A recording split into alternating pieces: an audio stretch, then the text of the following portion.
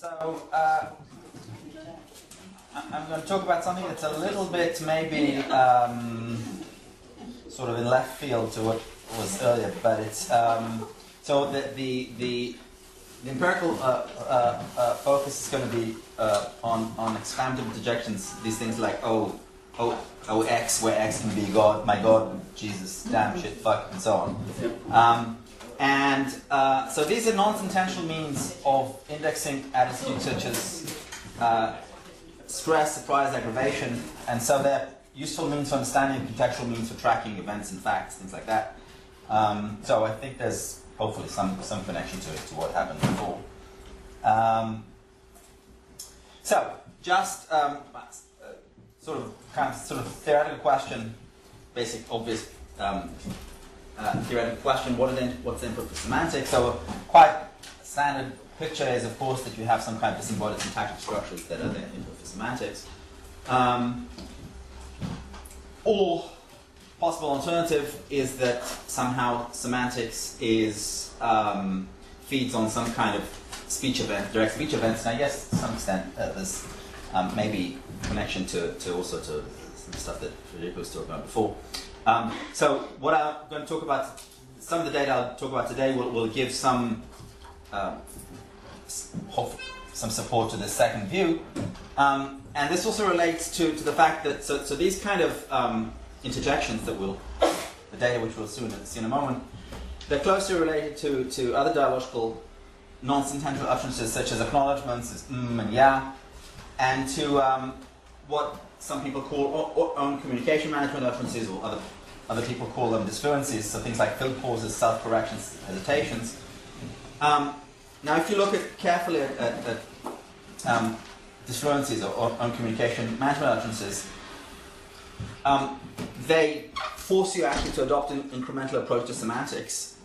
Again, I'll give some of the arguments to that later, but that's the basic idea is that you have to, in order to deal with things like disfluencies, you have to adopt an incremental approach. An incremental approach is an approach where the input to semantics is the sub-utterances in the order they occur, not some kind of completed tree, but things as they gradually occur.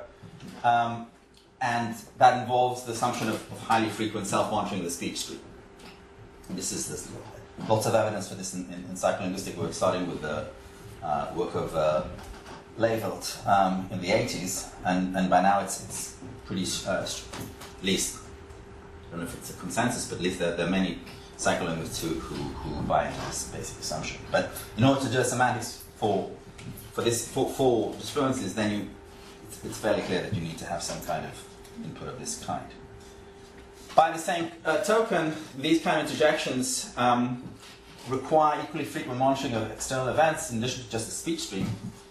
So, as we'll see, to the extent that any kind of event or fact is encountered, typically they're not necessarily with some kind of consequence of the speaker, then this kind of interjection allows one to express this. Okay, so let's start by the basic structure of the talk will be the following. I'll first give a bit of empirical characterization of these kind of interjections based on data from the British National Corpus. So I'll talk about the potential placement of where these things can occur, what kind of semantic arguments they seem to require, and their force. Then I'll sketch a little bit the dialogical framework in which I'm going to catch the analysis, and then I'll sketch a bit of a formal analysis. Okay, so in terms of their placement, so DSIs can occur naturally as independent units initiating a turn, or as a response to an immediately preceding turn. In this use, they're pretty similar to other kind of non-syntactical utterances such as acknowledgements. So in 1A, you see Claire says it's 3D day tomorrow, and Kat says, shit, I haven't got my shades. Right? So, yeah, but you've got to get up for breakfast. Oh shit, I forgot about that. That's what I had to do this morning, and then Kat shouted. Okay, so as a reaction to this news. And this is very similar to the use of acknowledgements are made, where you acknowledge a previous assertion, So Dalmali, I should safely say, was my first schoolie, even though it was about 8.5. Blah, blah, blah. So, okay. So without the emotional import that you have in these kind of interjections. Or equally with an exclamative adjective like great, there's your keys, oh great. However, in contrast to acknowledgements, they can also occur term-mediately, as you see in 2, so they don't function intrinsically as a reaction to another person's utterance. So Cass says you can bang it in the wool cycle, just do that. Yeah, but I'm crap. Oh God, what have I got first thing tomorrow? Half of today's work last night, you haven't, have you? You're not going to be laid off, are you? Oh God, that'd be terrible, right? So the oh God is a reaction to what she's just said. It doesn't have to involve acknowledgement of another's utterance. Obviously, they allow, well, not obviously, but they allow exophoric triggers. So, A on his own finds kitchen swarming with ants. Oh God, right? Or this is a little quote from The Guardian. Have you had an oh my God, I've made it moment? No, and I think it's a misconception that anyone ever thinks like that. So that's a kind of the idea that that's where you'd suddenly think of something and you'd say, oh my God, right? From realizing that something's happened. So you can have exophoric triggers.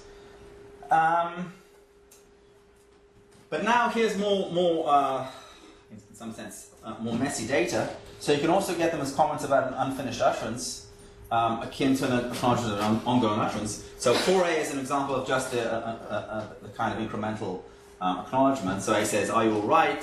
Sorry, I meant B. B is a normal kind of acknowledgement.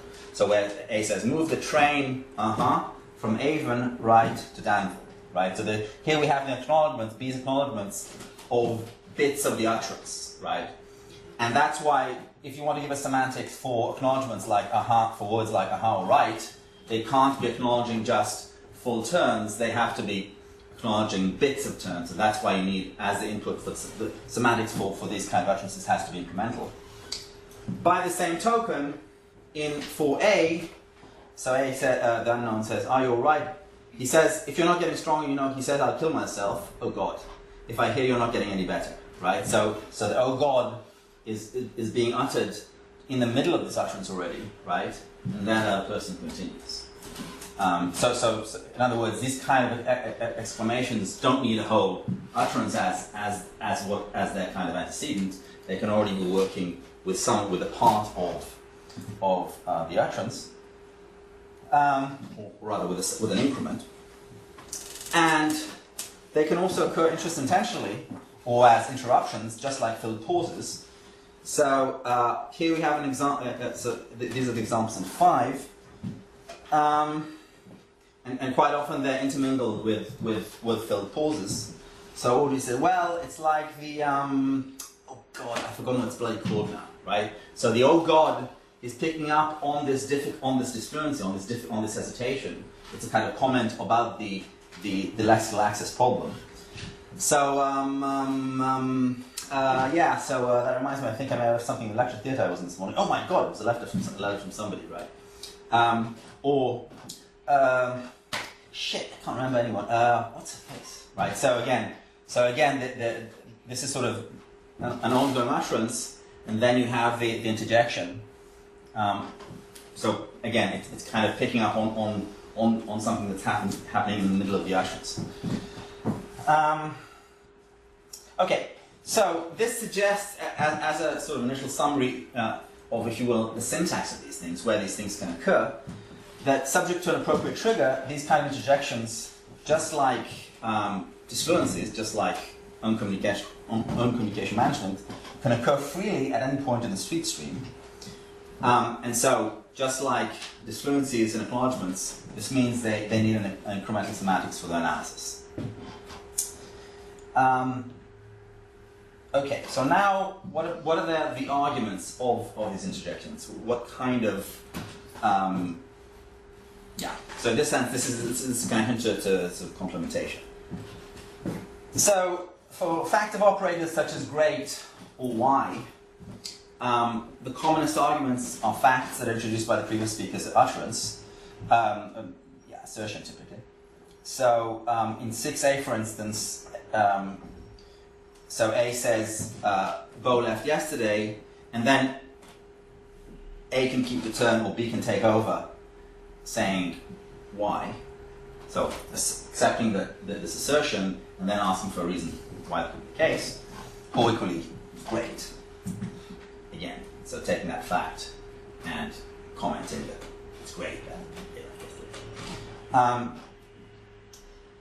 And now the antecedents of why, or of great by the same token, have a fairly short life.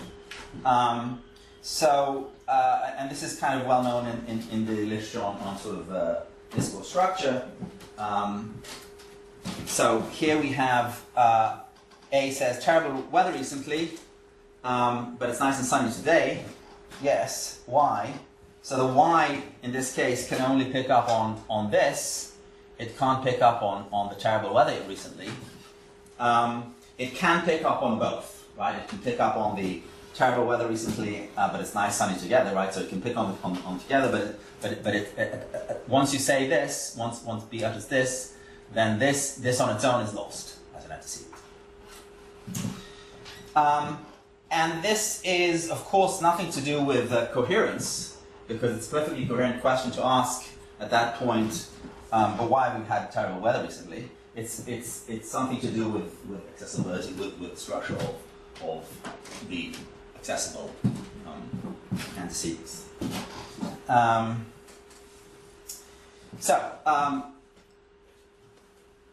Somehow the point is that one has to have some notion of structure of the accessible facts, and you can implement that in a number of different ways. In previous work, I've called the arguments to these kind of operators topical facts. So topical facts are facts that somehow relate in some way, are facts that relate to issues that are currently still under discussion. Something along those lines. I won't go into how you actually formalize that, but that's the rough intuition. And exactly these kind of interjections, DSIs can apparently predicate of such facts. So I'll dub for the moment the force of these interjections negative fact events. So I'll assume the basic interpretation of something like 7. So when whoever it was said it's 3D day tomorrow, and then cancel shit, then the basic content is something like that F is a negative either event or fact for CAF. Where in this particular case F is the fact that it's 3D day tomorrow. So that's sort of the basic kind of baseline kind of idea for the kind of semantics that you might want to associate with these kind of interjections. So this is kind of an easy case where you just have the nice fact or an event, and you can argue which exactly you want to be using in this particular case. And it's nicely packaged, and it's fairly clear how to interpret the interjection. But in some cases, it can become steadily more tricky. So in particular, in cases like 8, where Claire is expressing exasperation and difficulty in calling somebody's name, oh God, what's her face? So it's a bit of a moot point whether the difficulty should identify with the current mental state or some kind of slice of it, or a fact that corresponds to this. But roughly speaking, again, so the content of the oh God in this case is going to be some fact like some semantic object like that.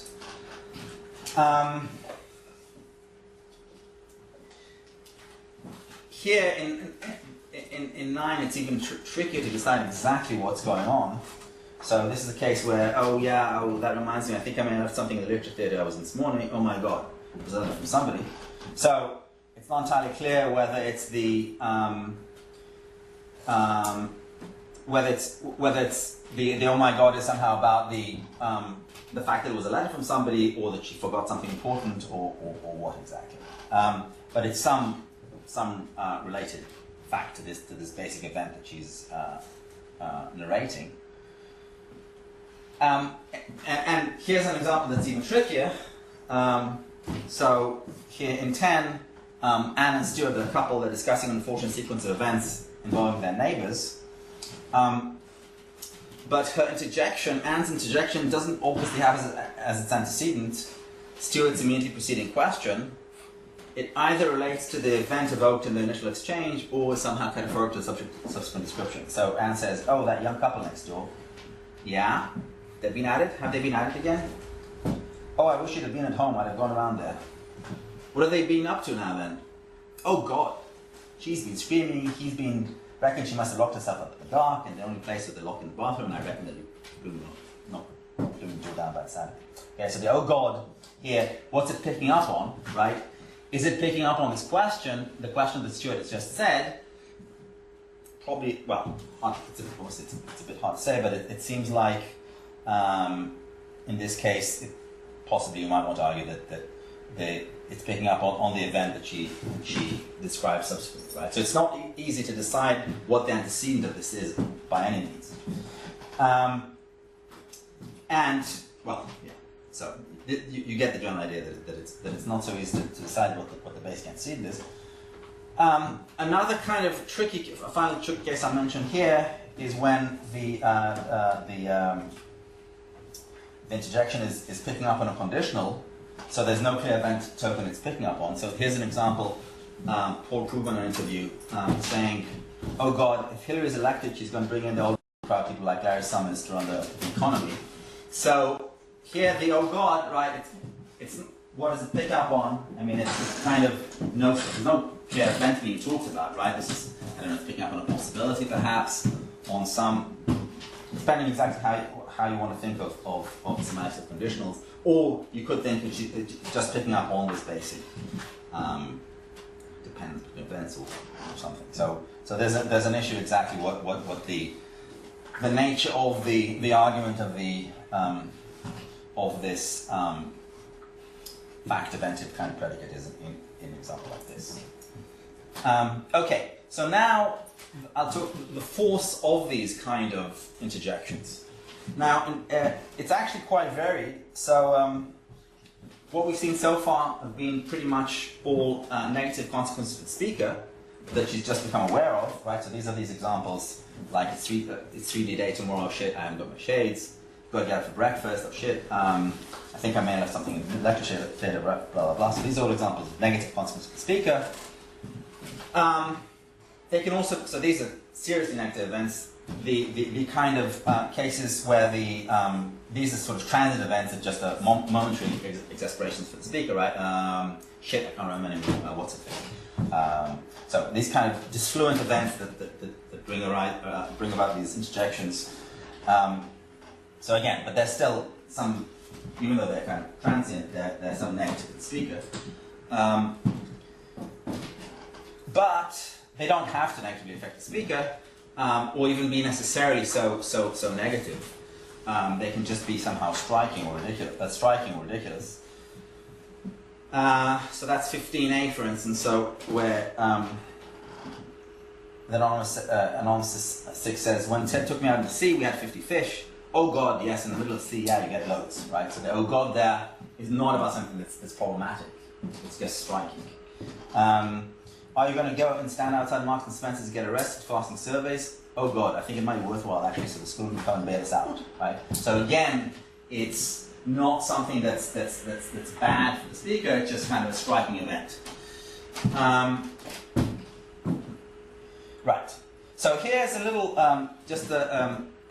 So far, I've been kind of conflating all of these. Oh God, oh shit, oh hell, all these kind of things as in giving one basic treatment. But actually that's, and I'm pretty much going to persist with that. I'm not going to try and pick them apart.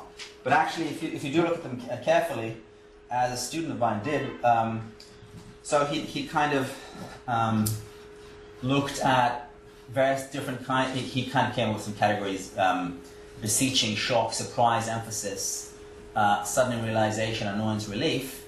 So there's actually quite different, I really wouldn't have guessed this, but quite different distributions for God, Jesus, shit. Maybe it's not that surprising in the end of the day. But yeah, so they're actually quite strikingly different, the distribution of these uses, which obviously means that you need to come up with these individual lexical items have to somehow, you have to have some way of associating some kind of different force with them. Yeah, okay. So in the end, in the treatment that I come up with, which is sort of general for the class of these interjections, ultimately you probably have to somehow find a way of distinguishing between these different words. Exactly. Somehow in the lexicon there has to be some way of distinguishing between these different uses. So, yeah. How I won't have any story to tell about today. Okay. But what I think these data make pretty clear is that these DSIs involve a tricky resolution problem, both in terms of the antecedent, right? What the antecedent is quite difficult, quite often to really pin down, and the force, and quite often, if the source of the force somehow is unclear, then the interjection is followed up with an explanation, speech act. So, oh God, he's coming, right? So the reason why I'm so anxious is because he's coming. And some of the time the resolution is left unresolved, so it merely somebody does, oh God, oh shit, and the other participant just kind of, if it's unclear, they could leave it not fully resolved. But certainly, clarification interaction is possible when if you want to, right? So, as you can see, examples in 16A and B. Oh God, Andy, what? So, what are you oh Godding about? Just past that, oh God, what's the matter? I'm tired. Okay, so it's not just if you have difficulty in resolving it, you're just going to leave it. You have the option of making clarification, of getting a clarification interaction about trying to resolve what the actual fact that this or event that the speaker is interjection about is. Okay, so now I'll turn to giving a brief sketch of a kind of framework where you can try and give a reasonably precise characterization of this resolution problem. So the framework is a framework called COS that with the various colleagues have been working on for the last 15, 20 years in designing. The basic idea is that we have a cognitive architecture in which there's no single common ground, but distinct yet coupled what we call dialogue game boards. The dialogue game boards are essentially some notion of the common, something like the agent relativized common grounds. The logical framework that we use is type theory with records, originally developed by Robin Cooper in ongoing work, which provides a fairly rich type theory with subsumption, where the basic types and type judgments, the foundation of the type system, correspond to some notion of perceptual judgments concerning objects and events in the world. The basic structure of the dialogue game board is some kind of repository of information that keeps track of various dynamically changing attributes. So, turn ownership, shared assumptions, grounded utterances, live issues, so CUD, and ungrounded utterances. Now, in more recent work, we've also added an extra dimension to keep track of visual information. The details are not important for current purposes.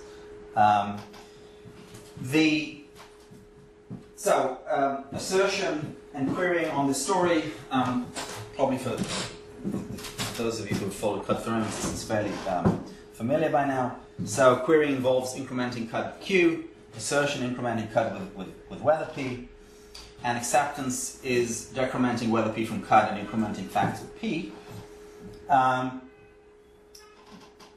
So we call a mapping that specifies the change of the dialog game board a conversational rule. And one of the basic rules of the framework is the rule QSpec, which is, you might think of it as a version of Rice relevance. So it characterizes the contextual background of reactive queries and assertions. So Q specificity says that if Q is cut maximal, then subsequent to this, either conversational participants may make a move that's constrained to be specific about the question. In other words, a partial answer or sub-question of the question. So that's a formalization of this. But this just expresses in words what the show is basically doing. So now the question is, how do we integrate metacumulative interaction into this picture? So the basic idea is this.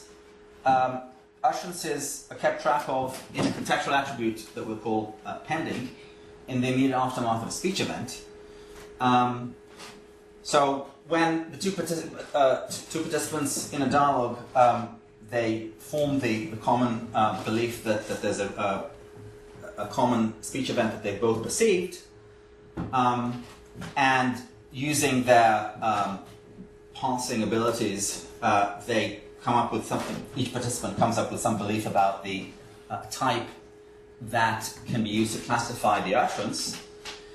So then they update the dialog game board with a record of the form which keeps track of these two entities, the utterance event and the grammatical type. This is what we call a locutionary proposition. And in such a case, there are two basic branches that can occur. One is that the type fully classifies the utterance, and in such a case, in other words, the locutionary proposition is true, and so the utterance can be grounded, and the moves part of the dialog game board gets updated with the utterance, in fact with the whole locutionary proposition. In the case where the locutionary proposition fails to be true, so the type doesn't fully classify the utterance for various reasons, either because there's not enough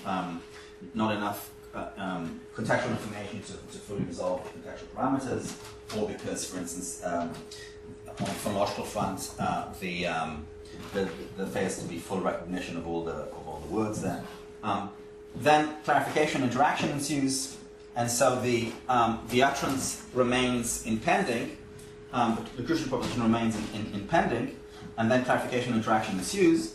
A clarification question calculated from the utterance and the type updates CUD, and that becomes the discourse topic. If this interaction is successful, this leads to a new, more detailed representation of either the utterance or the type, and then this loop can be repeated, and potentially the utterance can be grounded, and we continue in the normal kind of illocutionary kind of interaction. So this is in the case of so this is just to give you some idea of this. In the case of, for instance, if A says, "Is Bo leaving?" then we have, of course, a number of possible clarification follow-ups. So one could just say Bo, and that in this context can come to mean, "Who do you mean, Bo?" You can just say who, which can get the same content, or you could just you could articulate without it. Who do you mean, Bo? Right? And you could also follow up with a correction. You mean Mo. So this kind of provides some justification for the assumption that the context that emerges in clarification interaction involves, in this particular case, involves the accommodation of a certain issue. That for the case like, sorry, I got the numbering wrong, it should be 17. The case like if the interaction is about the sub-utterance Bo, it could be paraphrased as this issue being accommodated in the context, and then the person who's launching the clarification interaction is underwrites to ask any of a range of clarification questions that are somehow closely related to this issue. Closely related is a formalized in terms of a coherence relation called co-propositional. Again, the technical details are not important for what's going to follow. Okay, so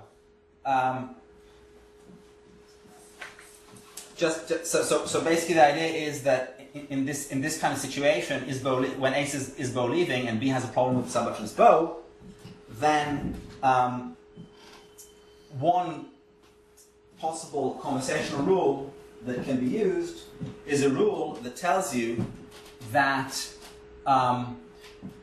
it allows the adversary in such case to raise the issue about the subutterance of Bo. What did A mean by that subutterance? Okay, so if U0 is any kind of constituent of the maximally depending utterance, then they can make as the maximum element of CUD the question, what did A mean by that subutterance, and then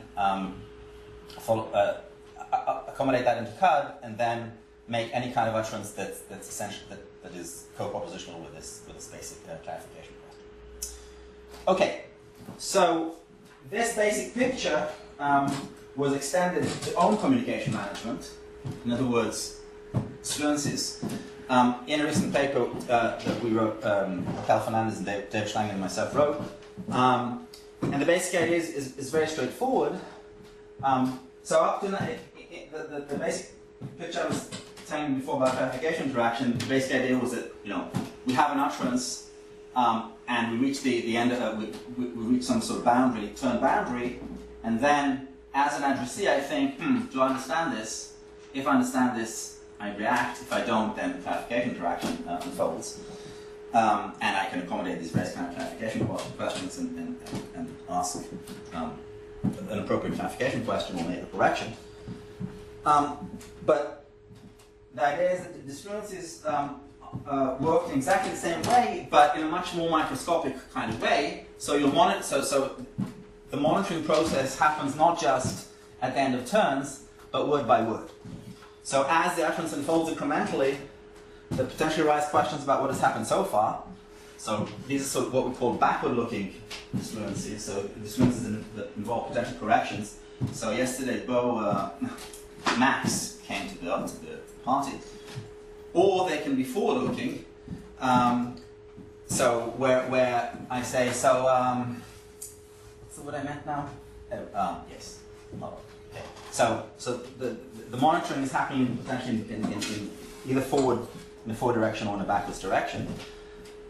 So we're allowed to accommodate in the context either of this type of question and then react appropriately. But this is about my own utterance. So that's the basic idea then that the monitoring update clarification cycle is modified to happen potentially at the end of each word utterance event. And in the case of the need for repair, then a repair question gets accommodated into CUD. And we've already seen examples of such accommodation in various examples we saw before, right? So, for instance, where was this? This kind of example, where, for instance, oh shit, I can't remember anyone. Oh God, what's her face? Right. So that where there's an overt question. What's the name of that person? These kind of self-addressed questions, or I've forgotten what it's bloody called now, right? So again, embedded in fact in this case. But right, this is an indication that she would like to know the answer to what the name of this thing is. So these are examples of actually making this question overt, but the idea is that in general disfluencies involves this kind of accommodation process, whether it's made overt or not.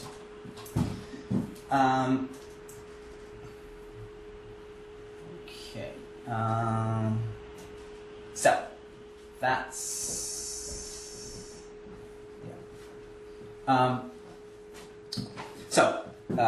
here's an example of a rule for a basic rule for instance for forward-looking utterances that tells you basically that given any context where the latest move is a forward-looking editing phrase, so in English that's a fill pause, like an so the next speaker, who can either be the current speaker or somebody else who jumps in the case, right, in the case where somebody wants to help me, where I'm saying you say hi. So in such a case, they can address the issue of what I intend to say next. Okay, so this rule is simply an accommodation rule that says that as soon as you have the right kind of trigger, as soon as you, in this case, say a fill pause, it allows you to kind of accommodate this issue of what the next word might be. Okay, so this is all of this kind of mechanism is a basic preparation for what we need to analyze these interjections. But just to summarize where we're at, so the basic idea is the way utterances get processed in this framework is when an utterance is perceived, there's two basic branching points. It can either be grounded, that's the case where the locution proposition is true, and if it's grounded, then the normal kind of locutional interaction happens. If it's an assertion, then you either accept it or discuss it. If it's a query, then you address the question somehow, and so on. So that's in the case. In the grounded branch is kind of the normal situation where communication is successful. If there's a problem, if you can't ground the utterance, then clarification interaction ensues. You leave the current locution proposition pending as the maximum of pending, and you update CUD with a clarification question that's being calculated from the current utterance based on what you succeeded to recover from the current utterance. Okay. I think we can sort of skip most of this stuff about the grammar now. So I won't be too. Just a second. Okay. One final point, I guess, hopefully, one final background point I'll make now is these kind of interjections. You could think of them as essentially some kind of a fact or event anaphors. But whose antecedents come from, as we saw, from varied sources. And in this sense, they resemble nominal anaphors in dialogue. Right? In dialogue, the potential for pronouns is, again, quite rich. So in 20a, we have an example of a pronoun. So A says, did John phone? And B says, is he someone with a booming bass voice?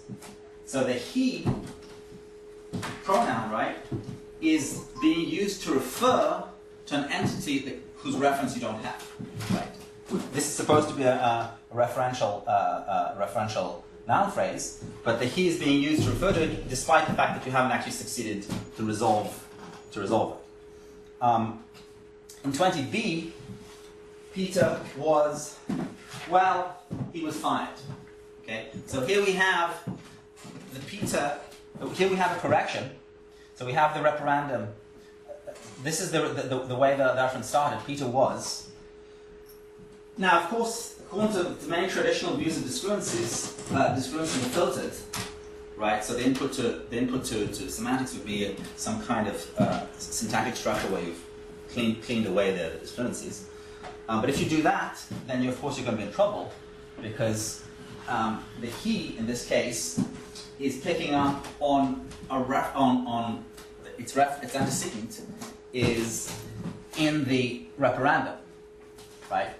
It's not. So if you throw it away, you don't have an antecedent for the pronoun. So therefore, well, this is one of the kind of arguments that some people put forward for why you can't think of discrepancies as something that is just filtered away. Rather, you need to think of them as some kind of locution event that you keep that happens and then somehow gets replaced in the combinatorial process, but doesn't get eliminated from the context. or from the input, from what's in the context as possible antecedent. So more generally, these are just examples to show you that if you characterizing possible antecedents of an anaphor in dialogue is potentially quite a complex notion, and this motivates some notion, again, sort of some notion of an active move as a source for an antecedent for a pronoun. Again, but how you want to capture it, you might have a number of different ways of doing this. But you need some kind of notion like a right frontier constraint that, for instance, discussed by Alesandre.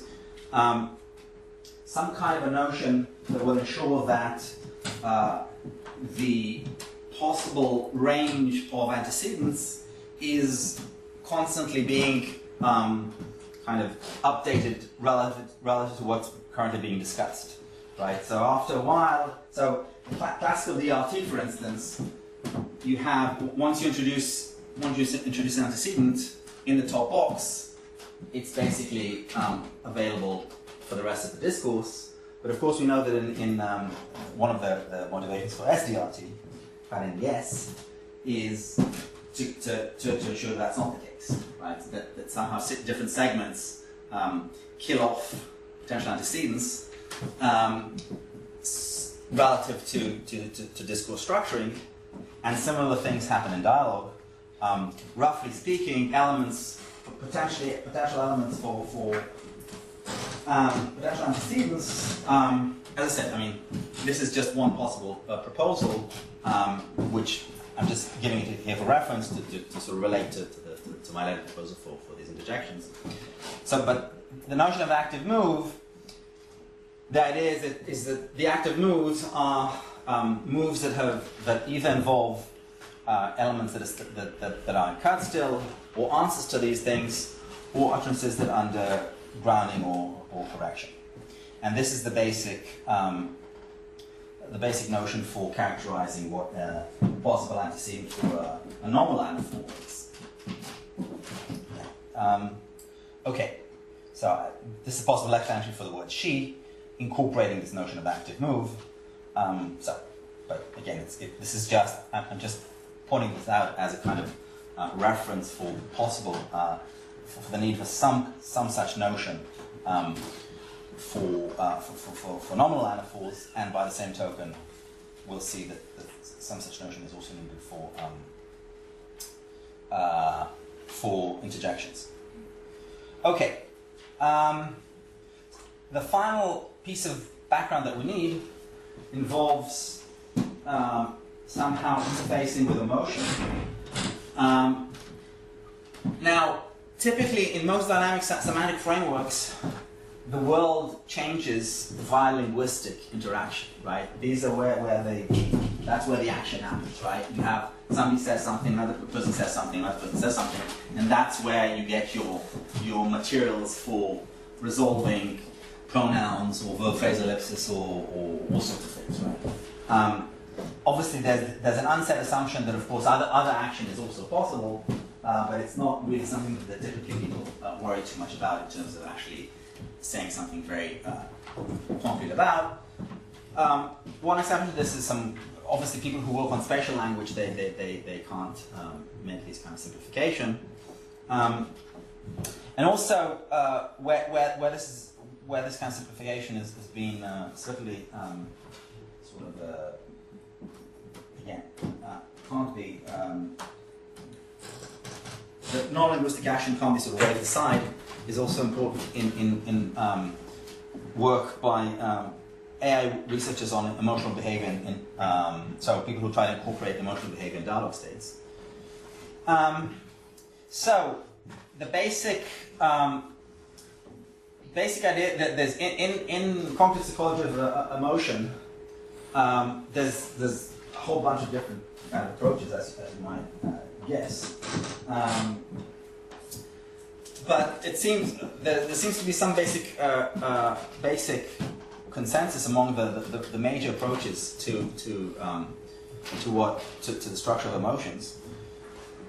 that emotions are caused by appraising events in relation to concerns. So you have a stream of events that's coming in all the time, and you have an agent who, as they become aware of an event happening, they react by appraising it, deciding whether it's essentially positive for the current agent or not positive. They make this, and this is a process that has a number of stages. One that's fairly automatic and that doesn't require conscious processing. Right? If someone's about to hit me, then I react in a certain way. And then a secondary one that often includes conscious reflection on the meaning. So the initial one is one that's happens in the order of a few hundred milliseconds, whereas a secondary appraisal might happen in the order of 2 to 3 seconds. So this is the kind of model of appraisal that allows various kinds of reasoning about appraisals, if it's good for the agent, if it's good for the other agent. All sorts of emotions can be analyzed in terms of this kind of process of appraisal. Okay, so that's, we'll think of how to integrate that into our picture in a second.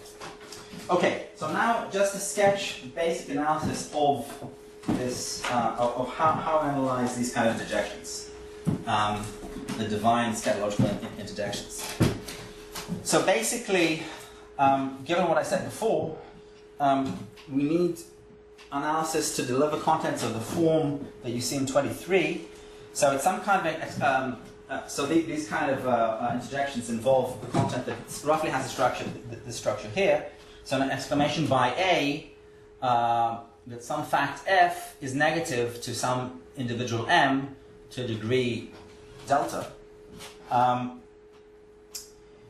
So, as I said, when I talked about the pie chart with the different kind of words, there's sort of obviously this kind of analysis has to be made more fine-grained because the force here is actually probably quite variable.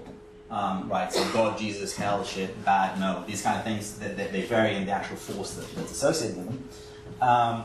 So I won't worry about exactly how to deal with this variation, but one way would be to treat this as a basic contextual parameter that is to be resolved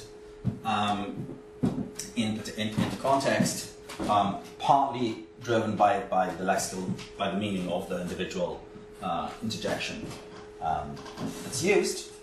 And also I'm not going to say anything about the individual, how we resolve who this is, who this event fact is negative for. Probably by default it's as I said, it's the speaker. But exactly how to do that, don't worry about it for now. But basically, we can state some lexical entry like the following. So basically, what this says is that so this is the content that arises. That the content of this class of interjections is an exclamation by the speaker that this fact event argument is negative to this individual M. And then the basic issue is, of course, how to resolve the fact event argument. And basically, the idea is that it's so by analogy with what I said about nominal anaphors. The basic idea is that the possible resolutions of this fact are either it's a topical fact in the sense that I mentioned before, of facts that are currently that relate to current issues under discussion, or it's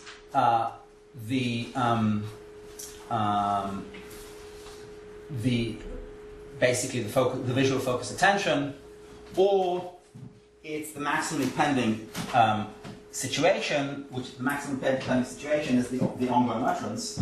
So therefore, that's the kind of case where you have interjections about an ongoing utterance, like when you have a problem with lexical access, so some reaction to the actual ongoing utterance. Okay, so that's the basic lexical entry for this kind of interjection. And the final ingredient is how do we make these utterances coherent? So here's where we need to bring in some kind of notion of appraisal into the semantic process, semantic integration process, into the semantic integration process. So many of these, many, perhaps most, haven't counted, but by my estimation, most of these interjections are instances of assertion exception rules. So assertion acceptance rules. So just like these examples we saw before, Bill's arriving tomorrow. Why? So the way somebody makes an assertion, you accept it, and then you follow it up. So in order to deal with it, with those kind of acceptances, one has to. So the fact that basically a follow-up to an assertion can often be construed as an explanation of the previous assertion. So the kind of conversational rule for that you need to have is of the form that you see in 25, where you have a precondition, some fact is in the current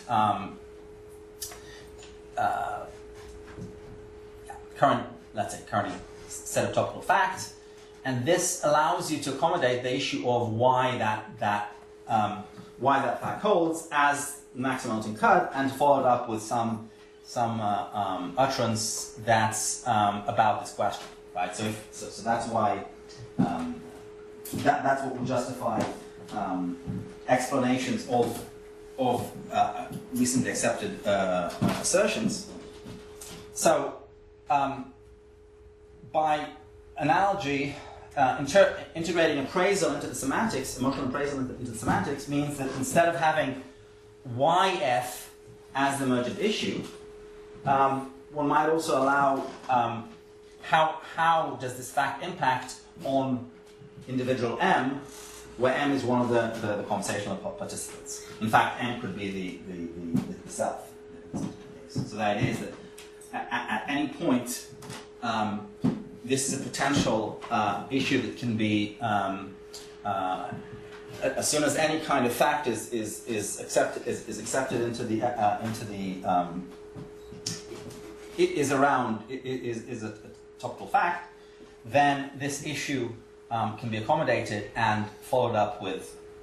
So this is a basic appraisal issue, and this is what makes it coherent to make such an interjection at that point, right? So you have the right at any point to just, as soon as some new fact comes into the picture, because you all the time have because the appraisal process is something that is basically automatic. So that's what that is essentially one way of actually capturing this notion of the fact that appraisal is something that allows you at any point to kind of comment about currently happening events. But these kind of interjections, as I said, they sometimes have a similar status to repair utterances, in that they don't necessarily concern issues that are directly introduced by prior utterances. So just like with repair, we can also analyze them invoking cut accommodation rules, so of the kind that I mentioned before, in terms of the coherence of what makes forward-looking repairs coherent, so the accommodation of an issue. So what makes forward-looking disfluences coherent on the story that I told you before was accommodating the issue of what's the next word or phrase that I might want to utter.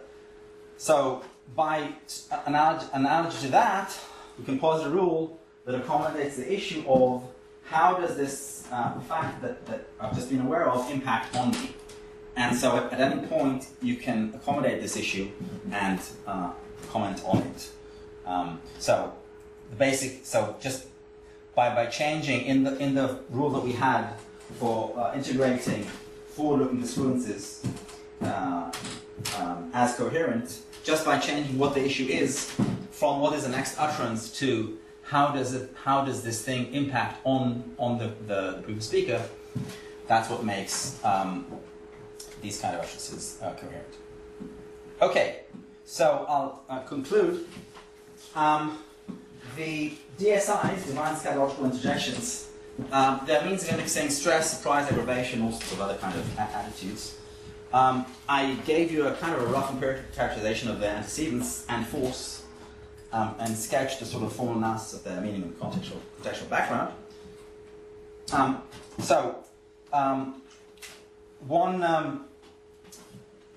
I think one clear methodological consequence of what I was presenting before is that this is an example where introspective analysis would be intrinsically incomplete, right? So the data that I present to you, it's really data that you cannot just think up, right? You kind of think, when can I say, oh God?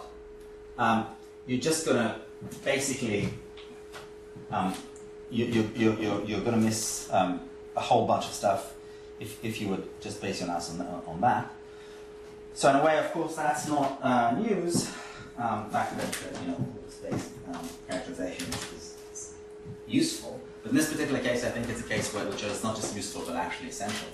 Because I would never have imagined many of these kind of cases. I had no idea that they exist before I looked at the British National Corpus. From a theoretical point of view, they support a view of grammar where semantic rules make explicit reference to speech events, right? Because these things take as antecedents, in various cases, an ongoing speech event.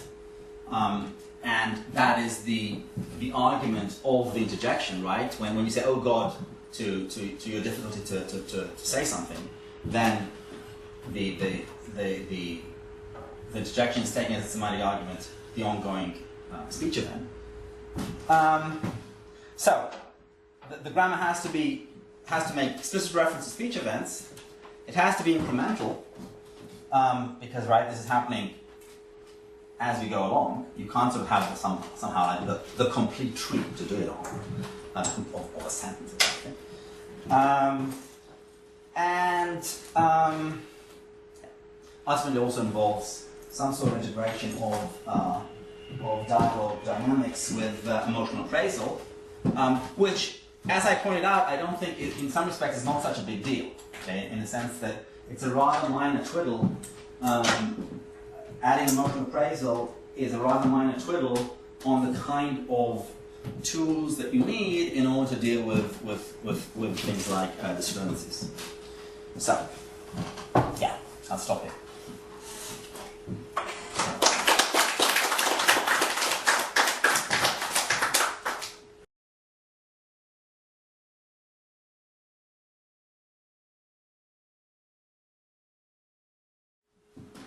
Two questions. I mean, I'm not so familiar with this type of work. So you would stress this incremental nature, but I'm wondering whether, so that's the first question, isn't it like once you have a theory of semantics, isn't it rather trivial for any theory to make it incremental by saying, well, we talk about likely or any possible completion of that to a complete sentence, and we have some thereby some closure, and we can easily make it in that sense incremental. And the other, I don't know, I had another sort of more at the descriptive level question. Like you characterize this as having an antecedent, and that wasn't. I mean, in many of the cases of them, it's kind of complicated to find some antecedent, but wouldn't an alternative analysis be that it's just, well, I'm under stress. Under stress, hey, and then, well, somehow usually there is some reason for being under stress, and that's kind of this is a relationship that you characterize as that between an antecedent and Okay. projection. Okay, let me start with the second question. So, yeah, I mean, I think, so one extreme view that you can take is that, usually you just say, oh God, and you kind of say, I say, oh God, and you kind of, that person's okay, he's stressed. Whatever. That is true, but that's true, of course, of lots of other things, lots of other kinds of semantic elements, right? So, some of the time, I'm telling you about my holiday, and I'm telling you that, Max Steingart was visiting me too. You don't know who Max Steingart is, but you're not going to bother, so we just kind of, just essentially quantify the reference away, and, some person named Max Steingart can get away, just keep it unresolved. But of course, you have the right to ask, Max Steingart, or who's Max Steingart? So it's completely coherent for you. You're within your rights to always ask to ask for reference clarification. And by the same token, if I just kind of if I just say, oh God, right? You can say what's the problem, right? So it's again your right. If it's potentially part of my duty as a speaker when I do this kind of thing, to provide you with an explanation. If I just say, if I say, oh God. What? Oh, nothing. Right. That's kind of strange, right? So it's kind of it just like other kind of contextually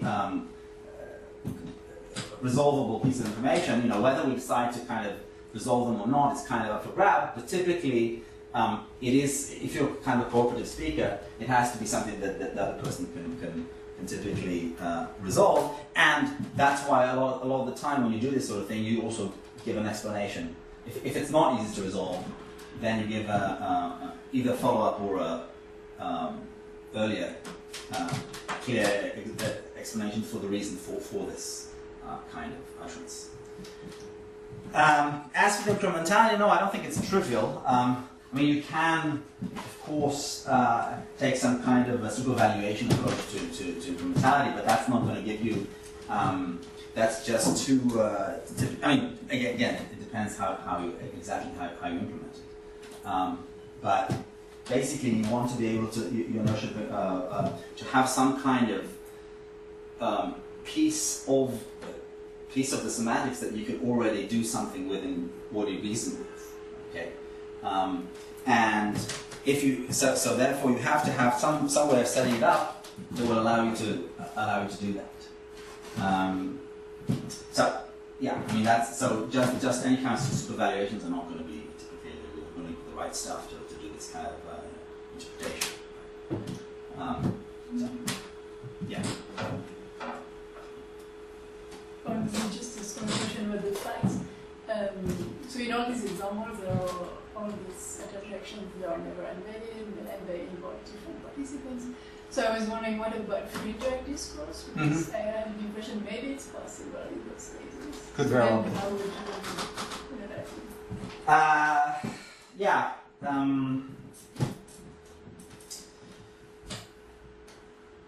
I mean, first, is it possible, or do you have? I They were trying to think in French, and it seems that some could be fine. But yeah, no, I could imagine it's possible. Yeah, sure. Sorry, what was free and direct discourse. Oh, yeah. Where these kind of things are possible. Yeah, I mean, so I'm kind of having a hard time constructing an example on the fly. But in principle, yeah. Suppose he's walking across the park, thinking about his work. God, he was in trouble. Mm-hmm. Yeah. He didn't even have a dissertation proposal. God was in trouble. And maybe that's not quite interjective enough. Yeah, I'm not sure if that's. I mean, that's good, but I don't know if you can just get the range of. Hell was in trouble or shit was. Yeah, shit was in trouble. So maybe the difference is that you don't have the O. The O doesn't work. You have to have that it. could mean forward if you have some differences, where some are possible. Yeah. Right. Yeah. So yeah, I think that's right. And so, I mean, that I think, the same sort of has to be, I guess, some kind of notion of instead of self-appraisal, it involves some kind of appraisal. You have to sort of put yourself in the shoes of the appraisal of the other participant. And so that's basically the idea. So it's a kind of I suppose it's sort of the analogy between a bit like the analogy between these kind of illocutionary predicates and attitude predicates. It's the same kind of thing, that it's not to an actually occurring utterance event, but of some kind of mental event or some But yeah, I mean that's just hand waving. So. I mean, these interjections don't really require dialogue. You can much rather a shared experience would do it as well. So you're sitting at the train and something happens, or you see the World Trade Center being. Yeah, of course, but so as I said, you can have exaphoric traits. Suddenly you see the explosion. Oh God! So all you need is some kind of any kind of shared event is enough to trigger it. Sure. So that's why one of the resolutions of these things is the visual focus.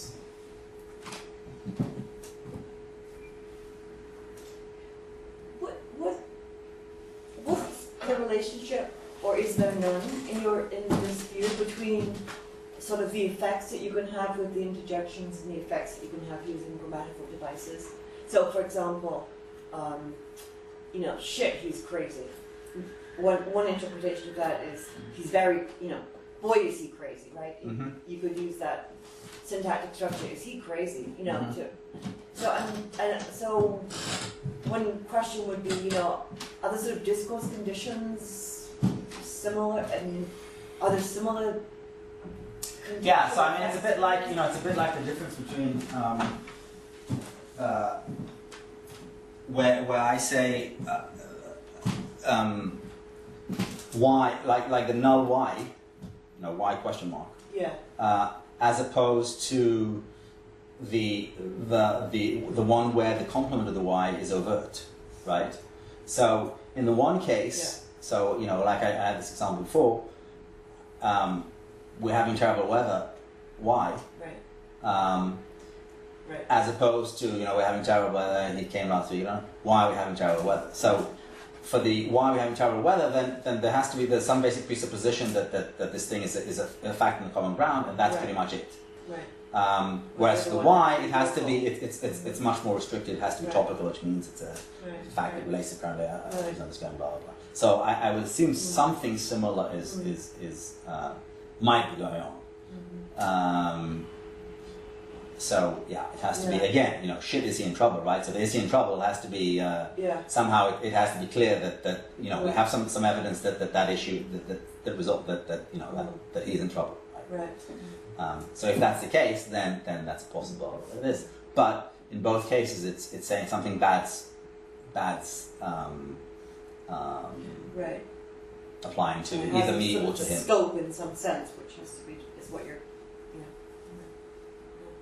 Yeah, so I mean, I think in that sense, it's actually there's pretty strong ideas. Maybe that points out the fact that I was actually putting it a bit too narrowly, sort of formulating it too narrowly. I mean, I was talking about this particular elliptical construction, but obviously, it relates to basic factive or eventive kind of predicates, which can be used to report the an agent's appraisal or some such thing. So for something like "that's amazing," for example, which is in some sense a full sentence, you might find similar effects. Like it has to be local, or it has to be preceded by. Yeah. Right. Yeah. I mean, that typically is sort of has similar kind of right frontier restrictions. Yeah.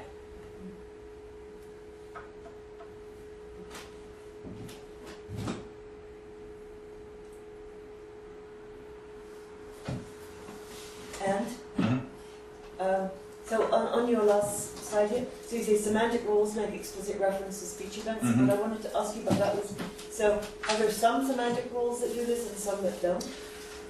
Yeah, sure, but the point is that somehow the idea is that the grammar is considered to be something that is basically applies to if you think about syntax, Yeah.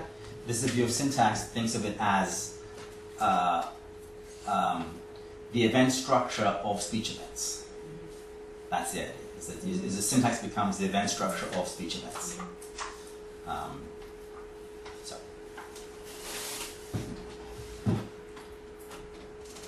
So just a comment related to what you said just now. Things like sentences like shit was he clever or God was he clever. Right. It kind of it does have the meaning of the interjection.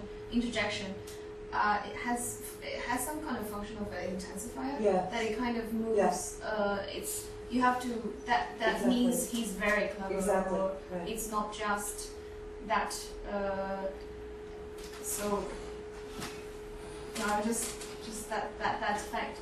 Yeah, that does seem to me to be what it means too. Like more than some greater than some expectation, whatever that expectation is there. Yeah. But that's consistent with what you're